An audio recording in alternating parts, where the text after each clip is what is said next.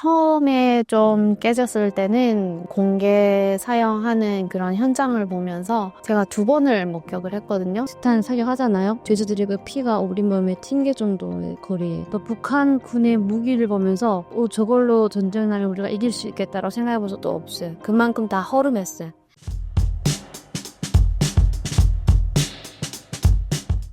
김정은 정권에 대한 충성심이 처음 깨졌을 때가 언제인가요? 처음에 좀 깨졌을 때는 공개 사형하는 그런 현장을 보면서 제가 2번을 목격을 했거든요. 처음에는 그냥 무서웠어요, 되게. 저 사람들과 같은 죄를 짓지 말아야지. 이런 생각이었어요. 되게 무서웠고 공포스러웠고, 그래, 그냥 하라고 하는 것만 하고 하지 말라는 건 하지 말고 살아야겠다. 이렇게 했는데, 2번째 공개 사형을 할 때는 제명을 이렇게 부르고 사용을 하는데, 한국 영화를 보고 유포했다던가, 북한에 있는 신문을 중국에 팔았다던가, 이런 거였어요. 그래서 그런 거를 보면서 되게, 이렇게 사회주의 지상낙원이라고 이렇게 하고 하는데, 뭐가 그렇게 두려워서 저렇게 사형까지 하고, 저게 사형까지 할 일인가? 이런 생각이 들었어요. 그때부터 계속 그 정부에 대해서 많이 생각을 하게 됐고, 또 어머니가 이제 국경 지역이다 보니까 밀수 사는 게 경제적으로 어려워지다 보니까 밀수도 하고 막 했거든요. 근데 밀수를 했다는 이유로 보위부에 잡혀 들어가서 어머니가 고문을 받으셨는데 저희 어머니가 좀 이렇게 풍채가 좋으시거든요. 근데 정말 사람이 반쪽이 돼서 2달 만에 나오셨어요. 3달인가? 네. 그래서 근데 이제 그 고문을 또 하는 게 너 중국에다 뭘 팔았냐 이런 식으로 이제 고문을 하는데 그 오승호 각자라고 있어요. 이렇게 5cm 5cm 이런 각자를 무릎 사이에 이렇게 끼우고 무릎 꿇은 상태에서 뒤에서 때리면서 밤에 안 재우면서 고문을 한다는 거예요. 그래서 어머니가 다리를 쩔룩쩔룩 하시는 거예요. 관절이 다 나가셔가지고.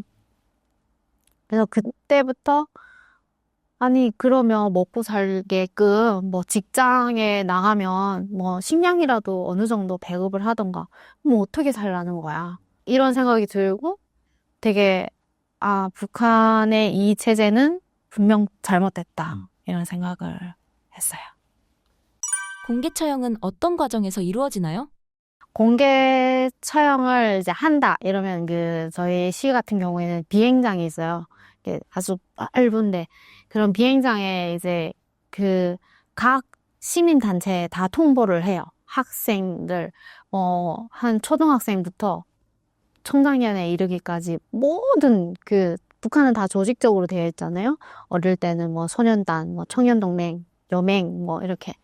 그렇게 그 조직에 다 통보를 하면 그 시에 있는 모든 사람들이 비행장으로 몇 시까지 와야 돼요. 그러면 학교도 다 줄을 지어가지고 반별로 인원 체크 다 해서 줄을 서서 이제 비행장에 가면은 초등학생들 앞에 앉고 키 순서로 따로 중학생 뒤에 앉고 이렇게 쫙 다 앉은 상태에서 이제 집행을 합니다. 거리가 있잖아요. 그 사형수들이 비슷한 사격하잖아요. 그럼 죄수들이 피가 우리 몸에 튕길 정도의 거리에. 예, 그래서 초등학교 때는 저는 제 몸에 막 피가 엄청 막 많이 묻은 줄 알았거든요. 그만큼 막 내 앞에 막 피가 막 튀기 때문에. 예, 그런데 집에 가서 막 손을 막 닦고도 핏물이 안 나와요. 그만큼 가까운 거리에서 이렇게 볼 정도로 아이들이 앞에도 안 치거든요. 근데 그다음에 맨 뒤에 있는 사람이 잘 안 보이게 되잖아요. 안 그래요. 저는 성인 됐을 때 봤는데 성인 됐을 때 봤을 때는 안 보일 줄 알았거든요. 근데 비행기탕이 쭉 이렇게 경사요, 살짝. 그러니까 그 뒤에 섰는데 너무 잘 보이는 거. 그 사람의 대인들의 눈, 코가 선명하진 않지만 어떤 사람이라고 다 보일 정도로 보이는 거예요. 그리고 죄수들을 이렇게 차에다 딱 싣고 오거든요. 그러면 이렇게 그걸 씌우고 오는데 입에다가 자갈을 물려요. 그래가지고 이 사람은 죽기 전에 뭔가 자기를 억울하면 막 호소 못하게 자갈을 물리고, 그리고 말로는 한 10% 60분간 이미 죽여서 나온다 하더라고요. 그래서 거의 이렇게 걷지도 못해요. 그렇게 나오고 3발 쏘거든요. 그래서 배, 머리, 심장, 그쵸? 그래서 3발 쏴요. 이렇게 탁 엇구러지게 해가지고 3발 쏘거든요. 근데 보통 같으면 옥내천장에 그럴 땐 다 막 우는 사람도 있거나 울지 못해요.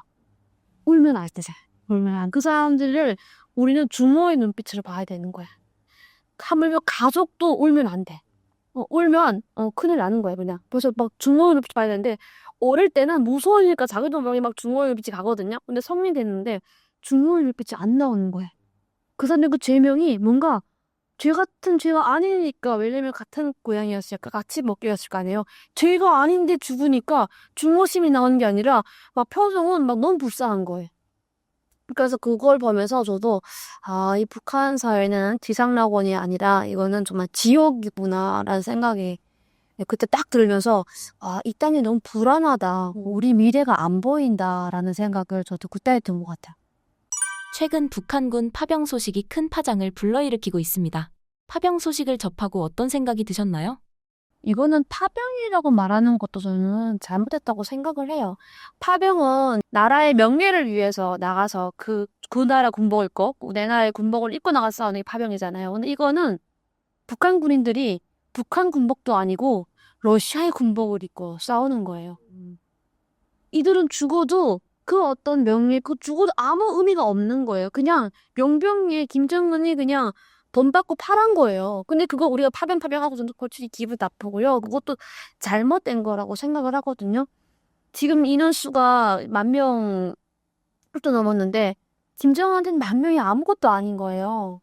120만 군이 있는데 10,000명이 뭐 김정은한테 눈을 끄뻑도 안 하는데 우리는 한 명 한 명 너무너무 소중하단 말이죠. 근데 그들도 어디에 나가 싸워나가도 또 모르고 나갔을 거예요, 아마. 전장에 나가서 우리가 이렇게 싸워야 되는구나 아마 알았을 거예요. 그리고 북한에 있는 부모님들도 자식들이 해외에 나가서 외화벌이를 한다고 생각한대요.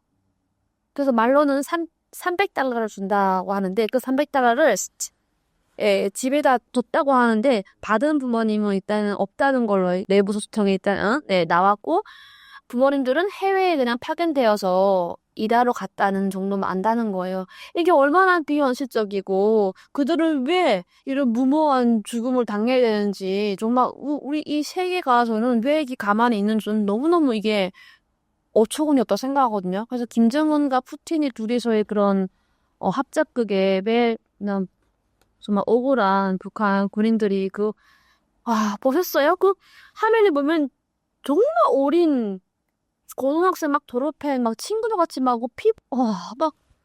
저는 진짜 볼 때마다 막 이가 갈리고 이게 왜 이렇게 전 세계가 가만히 보고만 있는지 정말 화가 납니다. 솔직히 북한만 욕할 게 아니고 러시아만 욕할 게 아니고 전 세계 모든 나라들에서 이것만큼은 조금 나서서 해야 되지 않겠냐라는 생각을 해봐요. 저도 어떤 군사 전략가도 아니고 그런 어떤 전문적인 평가는 못하지만 정말 나라가 그 독재를 하고 힘들기 때문에 여자들은 정말 중국에 임신매매로 이렇게 다 팔려가고 또 남자들은 이렇게 그냥 팔려가는 것처럼 보이거든요. 생각을 해보면 고등학교를 갓 졸업한 그 어린 친구들이 군복무를 10년을 해요. 의무 복무가. 그것만으로도 정말 엄청난 인권 유린인데 그 친구들을 부모님한테 어떠한 통지 하나도 없이 또 그렇게 정말 총알바지로 내몬다는 게 정말 생각을 하면 정말 너무 화가 나고 이거는 정말 국제사회가 정말 가영 친구가 얘기했던 것처럼 어떤 제재를 가해야 되지 않을까. 네, 이런 생각을 하고 정말 가슴이 아파요. 네. 북한 인민들은 중국과 러시아에 대해 어떻게 생각하나요? 일단은 굉장히 우호적인 국가로 생각하고 있고 두 나라만큼은 우리가 일단은 우리는 이제 북한이에요. 우리나라를 굉장히 도와주는 나라다. 그리고 언제든지 우리 편에 서서 지켜주는 나라다. 이렇게 생각하고 있고요. 그리고 조금은 미국이라든가 일부라든가에 대해서는 좀 안 좋은 이미지는 여전히 확실히 있는 건 맞고요. 북한 주민들이. 그러나 한국에 대한 이미지는 굉장히 좋고요. 왜냐면 한민족이고 북한 주민들은 통일을 굉장히 많이 바라고 있고 근데 중국이 조금 방해를 한다라는 말은 북한 주민들도 하고 있어요. 중국 때문에 우리 하나가 되는 게 조금 어렵게 있게 된 게 또 있다라고 하는 사람도 있고요. 근데 가장 중요한 거는 러시아라든가 중국민들은 관광도 들어오고 또 그쪽에 나가서 또 일도 하고 하니까 교류가 막 많으니까 조금은 아무래도 그 나라에 대해서 호의적이고 한데 저는 또 그렇게 생각하거든요. 이번 북한 주민들은요, 솔직히 크게 관심이 없어요. 예, 우리처럼 이렇게 뭐 어떤 일등이가 막 분석하고 우리가 막 이렇게 할 데도 없고 북한 주민들도 뉴스를 보면은 아 둘이 만났네. 둘이 만났으니까 조금 몇 달 뒤에는 세관문이 열리지 않을까? 아 둘이 만났네. 그럼 또 몇 달 뒤에는 러시아에 뭐 해외 파병 가지 않을까? 이렇게 생각하고 기대를 하지. 그걸 보면서 막 분석하고 생각을 못해. 왜? 지금 당장 내가 먹고 힘든데 김정은이 최소한은 우리를 위해서 뭔가를 하지 않을까라는 정말 한 가닥의 희망을 걸고 보지 우리처럼 말 이렇게 분석하고 하지 않거든요. 그래서 저는 얼마 전에 또 북한과 이렇게 푸틴 만났을 때 북한 주민들은 또 보면서 아, 좀 우리 배에 좀 쌀이 좀 들어오지 않을까? 이런 막 희망을 걸었는데 정작 그게 아니라 군인들이 파견한 거잖아요. 네, 그러니까 또 얼마나 북한 주민들은 또 한번 허탈에 빠져 있을까라는 생각을 하고 있어요.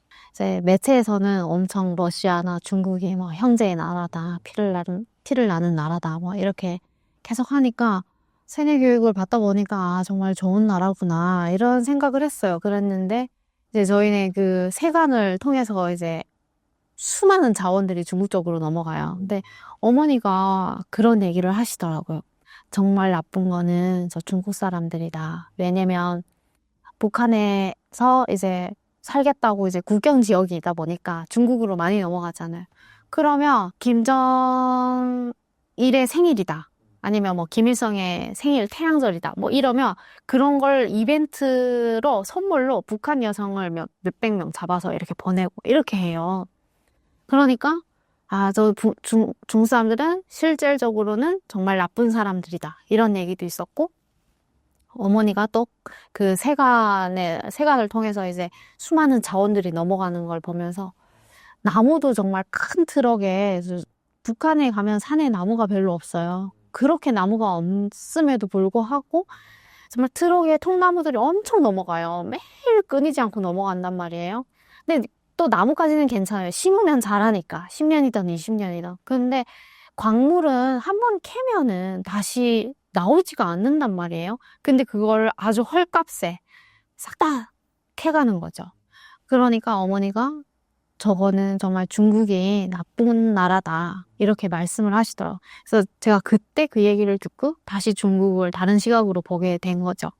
네, 그래서 중국은 정말 뭐랄까, 어떻게 하지? 이게 앞에서는 웃으면서 그 뒤에서는 칼 품고 있는 약간 그런 나라인 것 같아요. 저는 그렇게 봅니다. 네. 북한에 계실 때 북한군을 많이 접해보셨을까요? 저는 북한군이 강하다고 생각해본 적이 단 한 번도 없었어요. 그리고 북한군이 뭔가 체계적이라고 들었던 적도 없고요.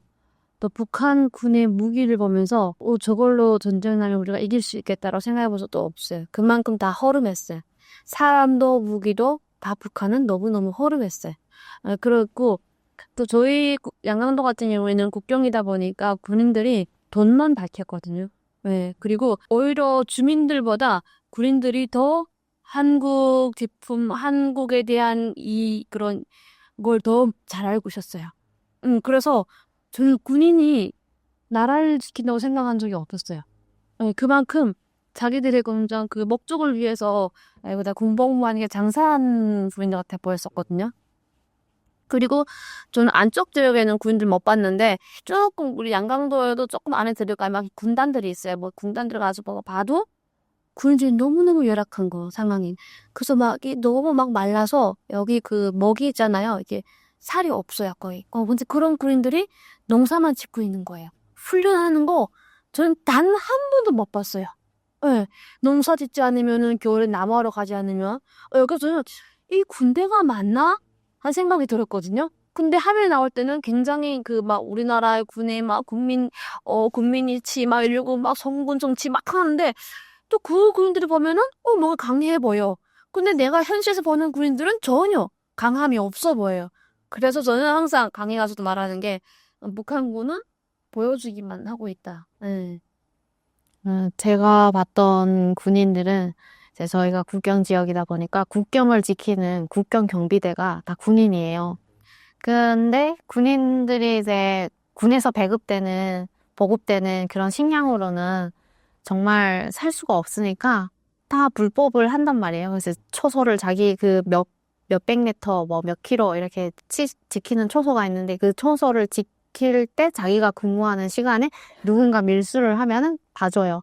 그리고 이제 거기에서 나오는 이제 어떤 금전적인 이득을 취하고 그걸로 이제 뭐 식량이라든가 이런 거를 구입해서 먹고 이렇게 하는 거죠.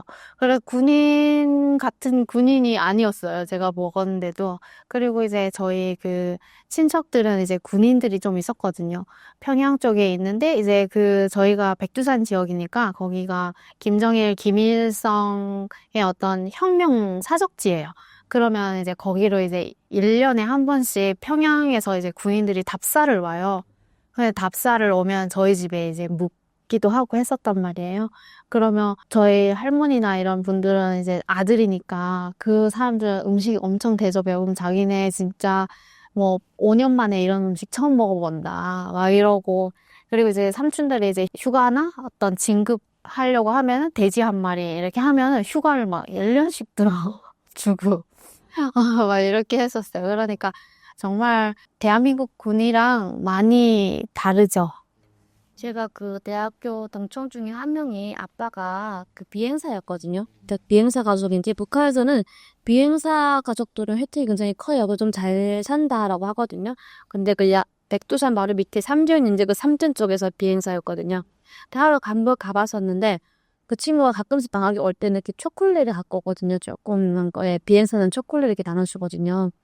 그러니까 저는 그 초콜릿 먹었던 기억이 있어가지고 가면은 뭔가 좀 생활이 편할 줄 알았다 진짜. 그래서 가봤는데 정말로 옥수수 밥에다가 나물 반찬 몇 가지밖에 없는 거. 니는 이것만 먹냐니까 이것만 먹는다 너. 그때 뭐 초콜릿은 뭐냐 했더니 정말 1년에 이렇게 한두 번씩 이렇게 내려오는 건데 뭔가 새로운 걸 보여주고 싶고 자랑하고 싶어서 갖고 왔다는 거예요. 그런데 제가 그때 되게 중요한 이야기를 들었어요. 아빠가 그 비행사는 폭풍 훈련을 잘한대. 갑자기 긴급 이렇게 훈련 자는데 어느 날 훈련해가지고 갔는데 비행기는 조종사들은 비행기 기름이 항상 있어야 되는데 기름이 없어가지고 나와가지고 이렇게 그냥 그 도로에서 이렇게 그냥 이 둥글둥글 들고서 이 비행기 훈련한다는 거예요. 근데 갖고 온 거야 아빠가 그거를 갖고 와가지고 그거를 뭐 한다고 갖고 왔는데 그걸 보면서 얘가 하는 말이 이거 아빠 비행기라는 거예요. 그래서 뭔 소리냐 해서 그때 이해 못했어요. 그거. 종이 비행기인가요? 아니 이렇게 돌리는 게 있어요. 근데 이거를 아빠가 갖고 온 거예요.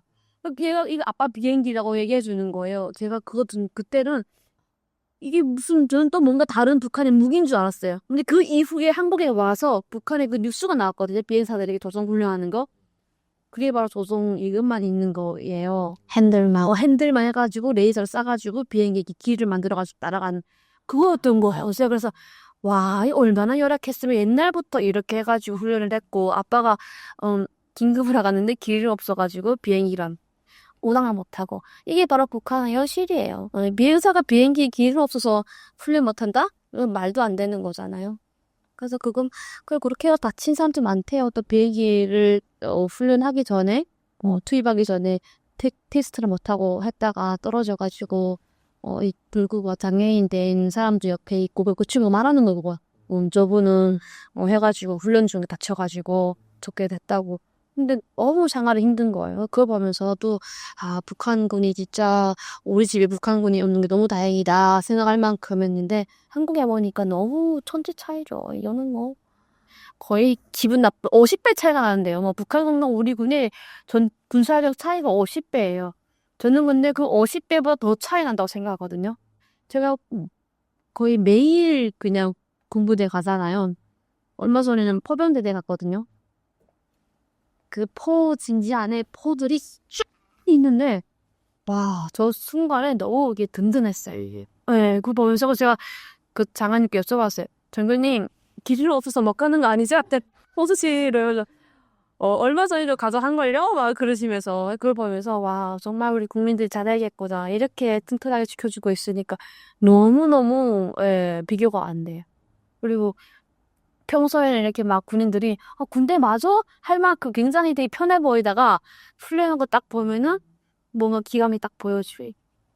그런 거 볼 때마다 또 얼마 전에 우리 그 국부의 날 그걸 포례됐잖아요. 그때 제가 막 거의 막 펑펑은 아니지만 막 눈물이 막 나는 거예요. 눈을 감격해가지고. 그래서 그걸 보면서 아 진짜 우리나라 군사력 세계 어휘할 만큼 너무 뿌듯하고 대단하구나. 근데 북한은 수준이 없을 만큼 지금 어휘가 하나도 없잖아요. 백산 대배인가?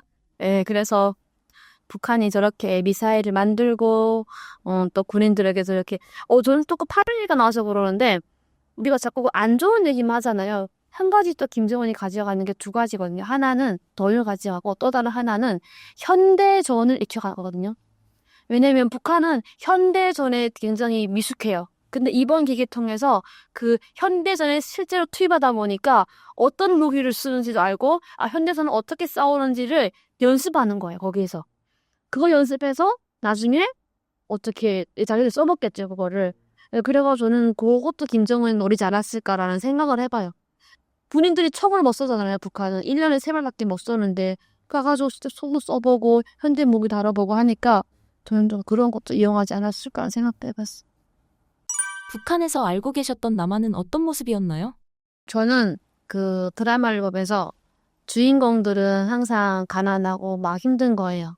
근데 언젠가는 그 주인공들이 부자를 만나서 인생이 발전하고 또 아니면은 어떤 그 자기의 그 목표를 달성해가지고 성공하는 그런 이야기였거든요. 근데 대부분 자신의 그 미래를 위해서 계획하고 뭔가를 해가지고 성공하기보다는 대부분은 뭐 어디 가서 뭐에 부모님이 뭐 유산을 남기지 않으면 아니면은 또 남자를 만나서 잘 되는 뭐 이런 거 내용이었었거든요.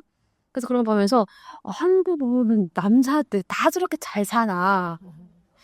대부분 남자는 저렇게 잘 살아가지고 저렇게 여자를 인생을 바꿔주나라는 생각도 해봤거든요. 근데 실제로 와보니까 좀 그거는 너무 정말로 드라마였구나라는 생각이 들었는데 거기서 나올 때 저는 그 주인공들이 어려운 상황에서 나오잖아요. 그걸 보면서 너무 어렵다고 하는데 너무 잘 살아 보이고 너무 편해 보이고 너무 잘 먹고 옥탑방이라고 하는데 그거 너무 좋은 거예요. 그래서 저는 한국에 가면은 옥탑방이 엄청 많은 줄 알았어요. 근데 보니까 옥탑방은 솔직히 별로 없었고 또 있긴 하겠지만 그렇게 옥탑방에서 생활하지 않아도 될 만큼 열심히 노력하면 살 수 있는 사회였고 그래가지고 조금 더 열심히 살면 살 수 있는 사회라는 걸로 좀 이렇게 만들어서 북한을 위해서 드라마 만들면 좀 웃기긴 하겠지만 그래도 우리 사회도 열심히 노력하면 충분히 살고 성공하는 사회란 말이에요.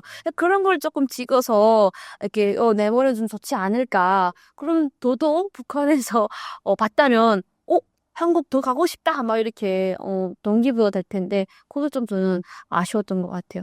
그리고 왔을 때는 간판이 좀 많은 게 저는 조금 이해가 안 됐어요. 한 건물에 간판이 제가 몇 개 있는가 세봤어요. 각쪽이. 그럼 그 가방. 근데 그 건물은 간판이 무려 48개인가 40 몇 개가 있더라고요. 우리 강남에 가서 딱 건물에 간판이 막 있는 건물도 있어요. 저는 그때 왜 이렇게 간판이 이렇게 많지? 근데 간판에다 봤더니 의미를 풀이해봤는데 혹시 풀이할 의미도 별로 없어요. 다 자기한테 개성이 있는 본인 이름도 막 있고 그래서 그때는 그게 자유로움인 건지 모르고 신기하다. 왜 근데 이렇게 좀 보기 깔끔하지 않게 왜 이렇게 다 간판을 이렇게 만들어서 이렇게 하나 생각을 했습니다. 그때. 저는 처음에는 뭐 드라마를 통해서 남한을 알게 됐고, 그래서 좀 환상적이었던 것 같아요. 정말 저런 세상이 있을까? 뭐 이런 생각을 했었고, 그 다음에는 이제 개성공단이나 뭐 이런 데서 이제 들려오는 소문, 이런 걸로 이제 남한을 알았고, 또 이제 그 원산 쪽에 나가면, 개성 가까운 그쪽 나가면, 그 대한민국에서 깔아준 고속도로가 있어요. 근데 정말 그 고속도로가 이게 그 아스팔트라고 하잖아요. 저희는 이제 그런 도로를 만약에 1호 도로다 이래서 깐다 이러면 인력으로 다 하고 막 자갈 시멘트 나르기 때문에 그게 이제 금방 다 깨지고 무너지고 한단 말이에요. 근데 그거는 이제 한 5년 됐는데도 그대로인 거예요. 그래서 정말 기술이 엄청나게 발달되어 있구나. 그걸 보면서 되게 느꼈었어요. 근데 한국에 와 보니까 정말 시골 막 이런 데 가도 다 그냥 구석구석 아스팔트가 완전 다 잘 돼 있고 그래서 너무 놀랐고 그다음에 이 대한민국 국민들의 이 자유로운 거 있잖아요. 그게 너무 저는 놀라웠어요.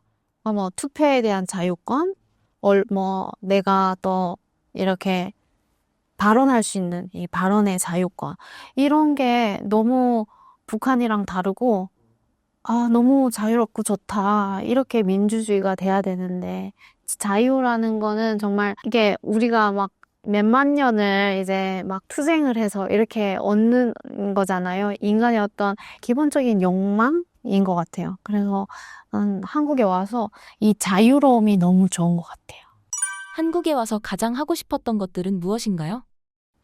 저는 저희 그 시에서 여자들은 자전거를 못 타게 해요. 근데 자전거를 너무 타고 싶었단 말이에요. 그래가지고 한국에 와서 한강에 가면은 자전거를 무료로 대여해줘요. 그러면 아주 못하면 자전거를 대여받아가지고 정말 좀 창피하긴 했지만 그래 뭐 내 소원이었으니까 혼자서 막 무릎 까지고 멍들고 하면서 자전거를 익혔거든요. 그거를 근데 해보고 싶은 게 그게 한 가지만 아니었고 정말 많았어요. 근데 그거를 거의 다 해본 것 같아요. 그래서 요즘엔 또 어떤 새로운 이렇게 정말 하고 싶은 게 있을 때 정말 사람 행복하거든요. 그것도 성취해가는 성취감도 있고 그래서 지금 또 다른 걸 새로운 걸 찾고 있어요. 해보고 싶은 걸 얘기하니까 저는 분명히 한국에서 이제는 10년 넘게 살았잖아요. 그래서 나 한국에서 해본 게 많다고 생각했거든요. 근데 제가 요즘에 거의 그 택시기사 이상으로 제가 하루에 몇백 킬로 달려요. 그래서 한 달 키로수 봤더니 한 3,000킬로를 넘게 달리는 것 같아요. 예. 그러니까 전부가 다 하거든요. 그런데 다니면서 봤는데 우리나라에 예쁜 곳이 너무너무 많은 거예요. 그리고 숲이 나무가 엄청 예쁜 거예요. 제가 탈북이고 트라우마가 있어가지고 나무 등산을 정말 제일 거부했거든요. 한국에서 우리나라 사람들이 등산하는 걸 제가 제일 이해 못했거든요. 지금도 물론 이해 못하지만 그 숲을 보면서 나 등산 한번 해보고 싶다. 우리나라 이렇게 숲이 무성한 산을 그때는 막 살려고 내가 막 죽을 듯 살 때가 있지만 이번엔 여유를 가지면서 내가 좀 공기를 맞고 하면은 얼마나 행복할까 생각이 들어서 내가 내년에 1월, 2월은 좀 한가하거든요. 그때는 내가 정말 대리기사가 아니라 정말 여유로운 사람으로 한번 등산해보고 싶다는 생각이 들었고, 그리고 각 곳곳 다니면서 정말 구석구석 좋은 곳이 많아서, 한 번씩 이렇게 지방을 다니면서 여행을 해보고 싶다라는 생각은 했어요. 국내 여행 아주 좋은 것 같아요. 나는 또 운전을 그렇게 하고 싶은 거예요. 그래서 이제 하나원에 있을 때 저희 다 이제 거의 필기를 다 보잖아요. 나오고 바로 그 다음날부터 이제 운전면허 학원에 등록을 하고 이제 자격증을 땄어요. 근데 이제 너무 이제 생소하잖아요. 여기 한국에서 살았으면은 초록색 신호일 때 가는 거고 뭐 이런 개념조차도 없었고 우회전은 빨간불이어도 이렇게 뭐 보행자가 없으면 갈 수 있고 이거를 몰랐던 거예요. 그래서 너무 어려웠어요. 그래서 신도림 학원에서 이제 땄는데 제가 이제 막 2번에 걸쳐서 시험을 보고 자격증을 따고 그다음에 또 수영을 그렇게 하고 싶은 거예요. 근데 저희 압록강에서 이제 수영을 하거든요. 친구들이랑. 근데 압록강 물살이 되게 세요. 근데 이제 한번 제가 빠졌던 경험이 있어가지고 그 물살이 센데 들어 못 가겠는 거예요. 그래서 그게 너무 하고 싶은데 못했던 거 약간 트라우마처럼 있어서 그거를 극복하고 싶어가지고 한국에 와서 수영장을 한 2년을 다녔어요. 그래서 뜨는데 이제 한 1년 걸렸어요. 그래서 트라우마 극복하는데 되게 시간이 많이 걸리더라고요. 그래서 그런 거를 하나하나 성취해 내가 하나 해가는 게 너무 재밌고 행복했어요. 말하려면 좀 많은 것 같아요. 저희는 10살, 한국의 10살 아이나 같으니까요. 그러니까 지금 10살 아이들이 하나하나 해갈 때 얼마나 성취감을 느끼고 얼마나 그 신기해하고 그것보다도 더 행복하고. 알아요. 근데 그거보다 우리는 더 왜 성인이 되어서 그런 느끼니까 더 행복하고 좋은 것 같아요. 그래서 못해본 게 아직 더 많아요, 우리가. 앞으로 해야 될 게 더 많은 것 같아요. 한국에서 적응되지 않는 게 있다면 어떤 것들이 있을까요? 이건 정말 소소한 건데, 물티슈 있잖아요. 물티슈 쓰는 게 적응이 안 돼요. 지금까지도. 그러니까, 이렇게 보니까 이제 대한민국에서 태어나서 자란 사람들 뭐가 이렇게 흘리거나 하면 물티슈로 이렇게 막 두세 장 이렇게 빼서 막 닦고 하더라고요. 근데 저는 그 한 장을 꺼내서 주변 다 닦아요. 그 물티슈가 너무 아까운 거예요. 네, 그게 아직도 적응이 안 돼서 그래서 막 집에서도 물티슈를 되게 아껴 써요.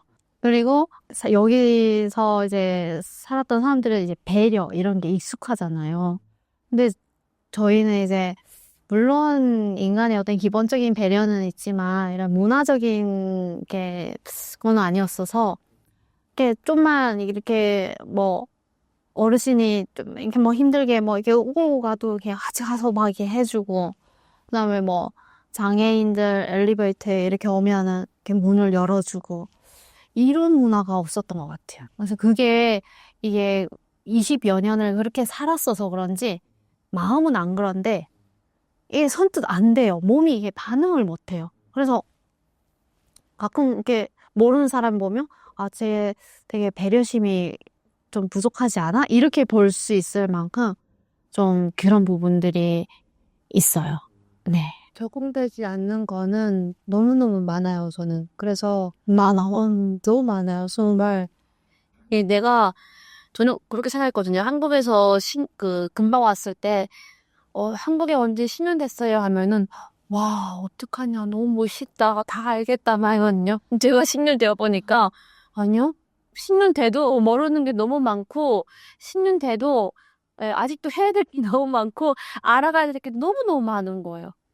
그래서 이제는 20년 되신 분들은 또 막 이렇게 쳐다보고 있긴 하거든요. 근데 저는 적응되지 않는 게 가장 중요한 게 역사, 그리고 교육, 그리고 우리 사회의 이런 문화, 이런 것들이 어릴 때부터 그런 교육을 받고 쭉 성장한 친구들과 저희는 10년 살았지만 그 10년을 저는 정말로 제 생계를 위해 살았어요. 통장에 40만 원밖에 없다 보니까 내가 일단은 이 사회에서 자리 잡는 게 우선이었기 때문에 교육, 역사, 뭐 문화 이거 익히기 전에 나는 내가 사는 게 급급했거든요. 그러다 보니까 이제는 조금 여유를 가지고 내가 자리를 잡다 보니 보이는 거예요.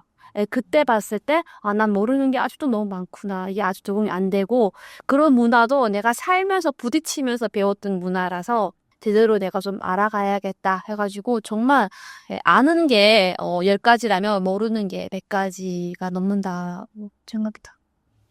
한국에 와서 언어적으로 힘드셨던 경험이 있으셨나요? 저는 이제 많이 겪었죠. 양우. 네, 이제 저는 이제 여기서 대학 생활도 남한 친구들이랑 하고 직장 생활도 하고 있으니까 네, 정말 이게 소통이 안 돼요. 그러니까 나는 문제가 생겼을 때 A를 말하고 싶은데 이 사람은 B로 듣는 거예요. 그래서 그래서 오해의 소지도 이제 가끔 간혹 생기고 그러면 이제 그 오해가 생겼을 때 그걸 또 푸는 방법이 있는데 그 푸는 방법을 잘 모르겠는 거예요. 그러다 보니까 계속 주춤하게 되고 이러다 보니까 그 오해가 또 커질 때도 있고. 그래서 좀 안타까운 것 같아요. 예, 그래서 저도 이제 가영 친구랑 거의 비슷하게 10년 됐는데 정말 뭐 학력도 경제적인 것도 아무것도 없는 데서 시작을 하다 보니까 거의 뭐 대한민국도 이제 압축 성장을 했다고 했잖아요. 그래서 저도 거의 그 70년의 분단의 70년의 그 공백을 10년 동안에 압축을 해서 따라가려고 했던 것 같아요. 그러다 보니까 정말 치열하게 그냥 어떤 목표를 딱 정해놓고 그 목표만 보고 확 그냥 질주를 하면서 달려갔던 것 같아요. 그러다 보니까 그 이외에 어떤 정말 삶에서 중요한 이런 소통의 부분, 또 이런 문화의 어떤 그런 부분, 이런 부분들은 여전히 좀 미숙하기도 하고 잘 해결해 나가야 되는 문제인 것 같아요. 근데 정말 또 어려움이 있는 가운데 그래도 감사하게도 간혹 몇 분 정말 좋은 분들이 이렇게 계세요. 그런 분들이 너 진짜 잘하고 있다. 너를 아마 안다면 그런 사람들이 오해를 나중에는 안 할 것이다. 이런 응원의 얘기를 되게 많이 해줘요. 그래서 이제 그런 게 이제 또 힘이 돼서 살아가고 있습니다. 이게 그 소통이 또 안 되는 이유 중에 하나가 그거 같아요. 겪었던 그 경험이 달라서 그럴 것 같아요. 경험이 달라서 그런 게 느껴지는 것 같아요. 조금 오히려 좀 나이 드신 분들 할 때는 소통에서 문제가 없고 어린 친구들은 조금 동감대가 없다 보니까 소통이 좀 어렵고 또 저는 또 우리나라 사람들 보면은 굉장히 표현을 잘하거든요. 싸우면 고맙다고 표현해주고 또 이렇게 힘든 건 또 힘내다고 표현을 하고 또 하나는 화날 때도 그거를 부드럽게 표현을 해요. 그래서 저희는 그런 거를 여기에 와서 내가 막 부딪히며 살다 보니까 아직 그거가 우리 몸에 배어 있지는 않아요. 이제 보니까 이렇게 여기 사람들은 하고 있네 하고 그걸 하다 보니까 우리나라 분들이 느끼기에는 조금 대화할 때 한 발은 뒤로 이렇게 물러나서 하려고 하는 느낌이 있는 것 같아요. 왜? 제가 10년 됐고 금방 온 새내기 친구들과 대화할 때 보면은 제가 한 발씩 이렇게 물러나서 대화하더라고요.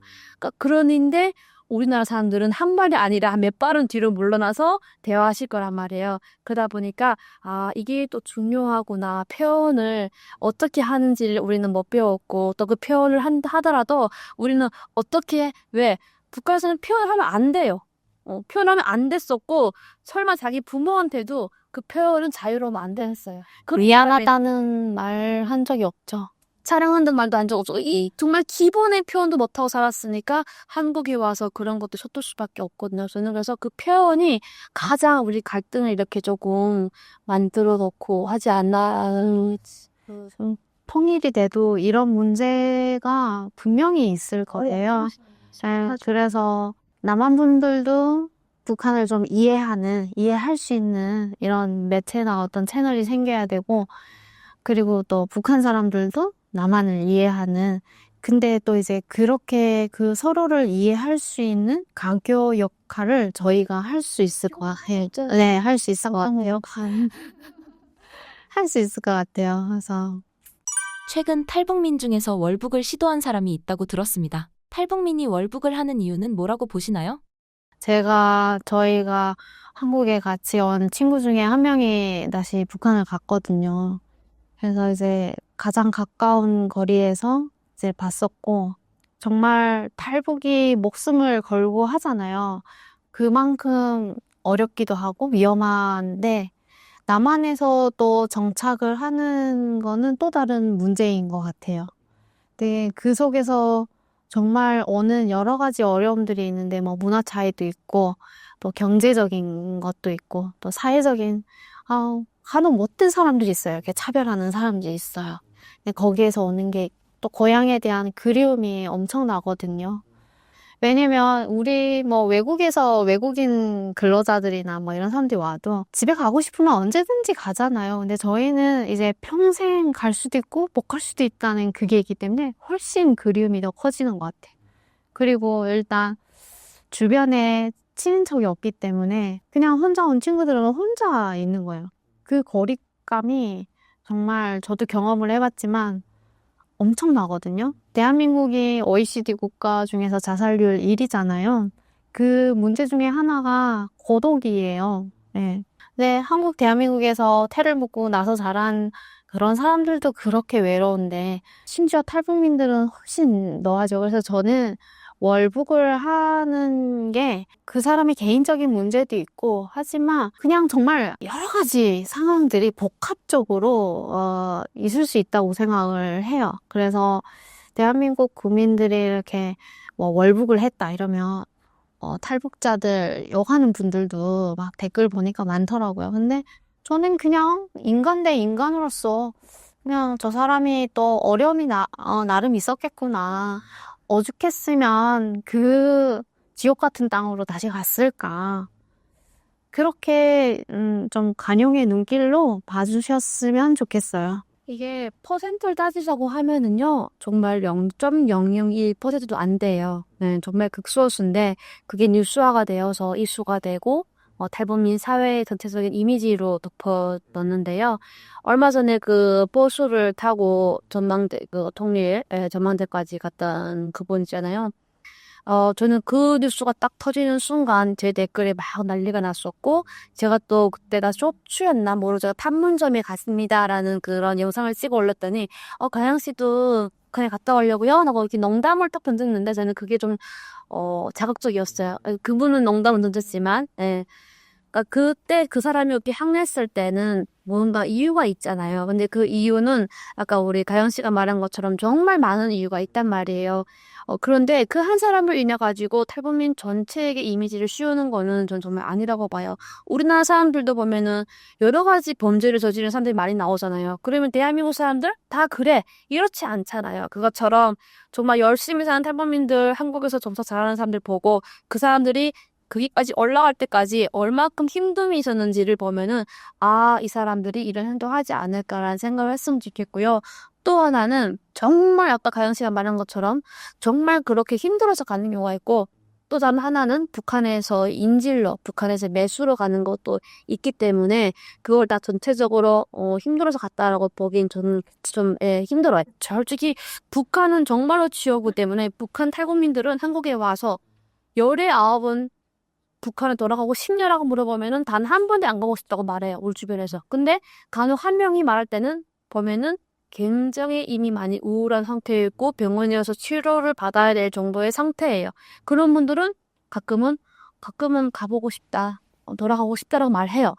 그렇게 하니까 저는 그런 상태에서 북한 보위부에서 가족을 인질로 중국에 있는 아이를 인질로 뭐 이렇게 해서 하면은 넘어간다는 거죠. 왜 우리 탈북민 사회 중간에도 간첩이 많거든요. 그래서 이런 사람들을 이용하고 또 특히 방송 출연한 친구들을 이용해서 매수해가지고 인질로 가기 때문에 너무 그렇게 막 풀임을 씌우지 않았으면 좋겠다라는 말씀드리고 싶고 또 하나는 주변에 탈북민이 있으면 좀 거칠어 보이고 되게 투박해 보이고 좀 거리두기 할 만큼 좀 다가가기 무섭게 느껴질 수도 있어요. 근데 그 사람들의 마음은 정말 한없이 어린 아이들이거든요.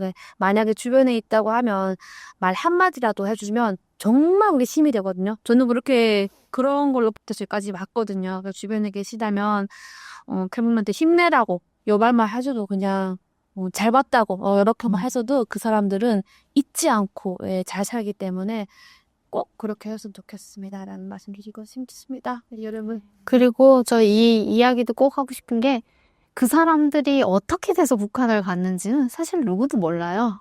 그렇지 않아요? 네. 통일 전문 강사로서 신사임당 구독자분들에게 한마디 부탁드릴게요. 저는 어떨 때는 우리 작가님이 강사로서 얘기를 하라고 하니까, 네, 이런 말씀을 꼭 드리고 싶어요. 솔직히 저희는 대한민국 국민으로 사는 게 매 순간 행복하고 감사하고 단 하루도 단 한 번도 탈북한 거에 대해 후회가 없을 만큼 너무 우리 대한민국이 자랑스럽고 뿌듯하거든요. 그런데 강사로서 얘기를 하자고 하면 좀 아쉬운 부분이라고 해야 될까요? 김정은이 가장 대한민국 약점이라고 생각하는 부분이 있어요. 그게 바로 저는 이념 갈등이라고 생각합니다. 우리나라는 보면은 한국 가정도 보면 이념 갈등이 있어요. 근데 크게 나라로 봤을 때는 갈등이 있을 수밖에 없어요. 그거는. 그런데 정치, 통일 다 떠나가지고요. 나라가 굳건하고 나라 위상이 강해야 나도 있고 내 위상도 높아진다고 저는 생각하거든요. 그래서 다 떠나가지고 정말 우리나라가 튼튼하려면은 저는 안보라고 생각해요. 안보만큼은 정말 갈등이 없이 우리 어쩌면 모든 국민이 하나가 되어서 정말 그것만큼은 한 길로 쭉 가야 된다고 생각해요. 그래서 우리가 군에 퍼레이드 한다거나 국군에 뭐 한다고 할 때는 모두가 정말 응원해주고 그거에 대해서 우리 군인들을 함께 했을 때 저는 더 우리나라 강해진다고 생각하기 때문에 저는 꼭 이 말만 드리고 싶어요. 나의 뭐 정치적 이념 다 떠나가지고 그냥 우리나라 안보만 생각하고 한 길로 5천만 국민이 다 같이 갈 때 우리나라가 가장 건강한 대한민국이 되지 않을까라는 생각을 해봅니다. 마지막으로 우리 안보는 우리가 지키자입니다. 가영 씨가 다 저의 마음도 얘기해 주신 것 같아요. 저도 대한민국에 와서 살면서 정말 힘든 순간도 간혹 있지만 그럴 때마다 다시 되돌아보거든요. 내가 이 자리에서 이렇게 있을 수 있는 거에 대해서 생각하면 정말 가슴이 벅찰 만큼 한없이 열까지 다 감사하고 지금의 삶에 정말 만족하고 행복하거든요. 그래서 대한민국 국민들께 정말 감사하다는 말씀을 이 자리에서 또 한 번 드리고 싶고요. 그리고 북한의 정말 인권 상황이 저는 또 탈북민이니까 인권 상황이 정말 열악한 거는 정말 관심을 가지고 계신 분들은 어느 정도 아실 것 같아요. 그만큼 북한의 인권이 중요한 거는 정말 북한에서 인권을 인정을 한다는 거는 정말 그 독재 체제를 부정하는 거나 같고 독재 체제를 유지할 수가 없어요. 그래서 인권의 어떤 발전은 핵 포기와 맞물린다. 이렇게 표현해도 과언이 아닐 만큼 인권이 정말 중요하거든요. 정말 북한은 어떤 이제 정부에서 여러 가지로 이제 북한을 통일하기 위해서 애쓰고 있지만 정말 어렵잖아요. 정말 잘 안 되고 있는 상황인데 이런 인권 문제나 이런 것들이 전 세계 시민들이 다 공감을 하고 그들의 어떤 힘을 합쳐서 북한의 어떤 제재를 가할 때 통일이 좀 더 빨리 올 수 있고 또 여기서 얼마 떨어져 있지 않은 곳에 정말 오늘도 이렇게 눈이 오는데 이 첫눈을 감상하기보다는 정말 추위에 떨고 있을 그들을 정말 잠시만 한 번만 이렇게 다시 생각해 주시고 인권에 관심을 가져주시면 감사하겠습니다. 감사합니다.